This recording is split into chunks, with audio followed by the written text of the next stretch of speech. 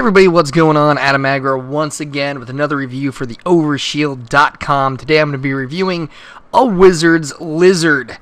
So you may be wondering, what is a Wizard's Lizzard? Well, it's a lizard trying to save a wizard. So this is an awesome game. It is now available on Steam. It is the love child of Binding of Isaac and Spelunky.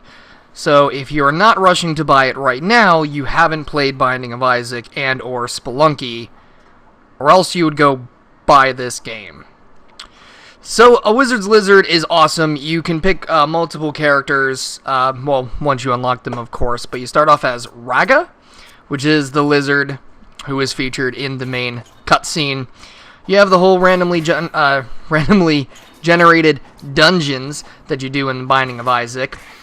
But this game it feels shorter. It doesn't feel like there's as much stuff in it, but it is definitely an improvement. For one, there's like an overworld. So when you go through there are three major sections. Let me start off with that. There are three major sections. There's the cemetery, the sewer, and then the crypt. And it's 3 levels, with 3 levels each. Third level has a boss. Now, I did find a secret level, which was called the Forest. I found that a few times because it's on the first level of the first world, which is the cemetery. So if you see a crack in the wall, you can go there. And basically what it is it's kind of like a really hard, really large dungeon that has lots of gold, a couple weapons, and that has its own boss fight. The boss in that is a werewolf. So yeah, good luck with that, but chances are good that you can get enough money to buy the blueprint in the forest. So I would definitely go there, but not until after you've gotten a hang of your totem and all that stuff. So let me talk about the cool mechanics in this game. It plays very similar to Binding of Isaac, but it has a few new mechanics that make it stand on its own.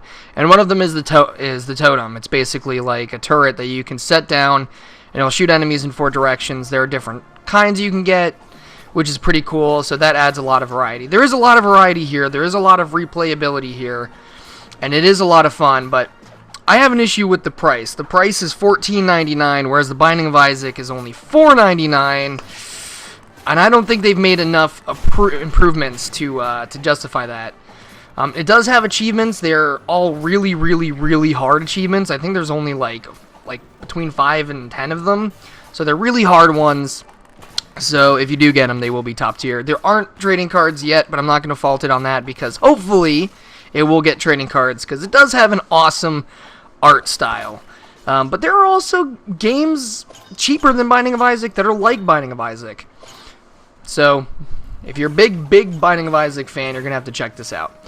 So the Spelunky elements, because I've talked about Binding of Isaac enough. One, you can attack the shopkeeper and you can steal all of his swag, which is pretty cool. It's a good way to collect all the weapons and items and stuff like that, which reminded me a lot of Spelunky. Even the music kind of sounds the same.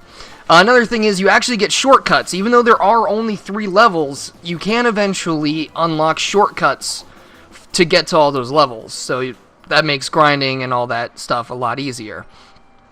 So you don't have a very rewarding experience through achievements or anything like that, but you do have a overworld, which kind of gives you your sense of achievement. You can look at all the enemies you've killed, all the items you've collected, all the weapons you've gotten, and what they do. So you don't even need to go on to a wiki because you can just collect the weapon, and if it sucks ass, oh well, you know, it ruined your run, but is what it is, and then you can go in your museum and find out what it does. Like, I wasn't too sure what the fire glove is going to do, but that information is all in there, and it's really cool to kind of like get all the stuff for your museum and stuff like that. And there are like achievement statues for killing X amount of X enemy, so that's pretty cool. I do like the overworld. It adds quite a bit. I think that would be an improvement on the Binding of Isaac formula because you can go through, you can save town folk, and the more people you save, the more stuff you get.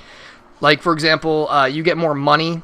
So you start off and you only get like 500 gold. If you save more people, they'll contribute more gold for the next time you go in and try to save the wizard or whatnot. So that's pretty awesome. I like the overworld a lot.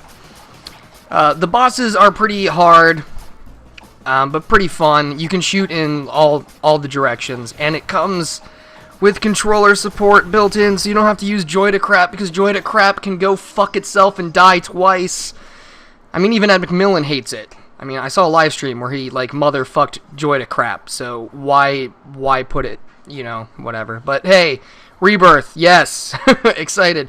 So it may be worth triple the price just so you don't have to use Joy to Crap, so yeah. So, there are a couple cool mechanics in this. Excuse me. So you start off with your base health, which is usually around 50, unless you grab armor or anything like that. After you die, you actually become a dead spirit of whichever character you're playing as. And when you're the spirit, you can access different areas, but you have to fight the souls of every enemy you've killed. You've probably noticed that there are some ghostly figures that have been walking around in the previous footage. They don't do damage to you unless you're dead. And when you're dead, the game difficulty increases a lot. So, yeah, that kind of sucks. But you can find a sweet pentagram, Hail Satan, and then you're human again, or alive again, or resurrected, whatever the hell you want to say, Dark Souls reference. So, that's a pretty cool mechanic. In the forest, I've never had to res twice, but in the forest, I found out that after I resed once, my satanic pentagram went away, and that kind of made me sad. So, I would give the Wizard's Lizzard, a Lizard's Wizard, a Wizard's Blizzard, Wizorb. Wizorb is a good game, you should check it out. I would give a Wizard's Lizzard a 7 out of 10. I would definitely say check it out. The price is a little bit high. It is fun, though. Maybe you can find it on the summer sale or during some other sale. It is very new, which is why I am reviewing it. But it is a lot of fun. I like the art. I like all the different weapons. It controls great. I mean, you can dash. You have like a really short blast attack. And it isn't as painfully difficult as the Binding of Isaac gets, but it is a lot shorter. So if you're into exploration, dungeon crawlers, insane difficulty, and collecting a lot of shit, this is definitely a fun game to pick up and get. Alright guys, thank you for watching the review. I hope you enjoyed it, and I'll see you next time.